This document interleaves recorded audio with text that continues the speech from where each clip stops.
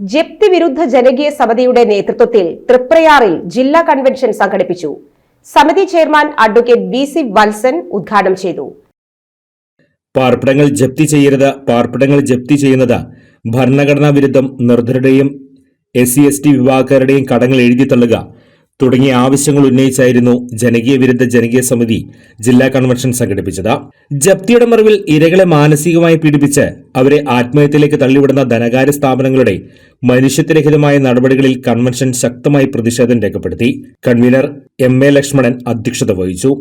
പ്രമുഖ സാമ്പത്തിക വിദഗ്ധനും ദലിത് ചിന്തകനുമായ ഡോക്ടർ M. കുഞ്ഞിരാമന്റെ നിര്യാണത്തിൽ കൺവെൻഷൻ അനുശോചനം രേഖപ്പെടുത്തി.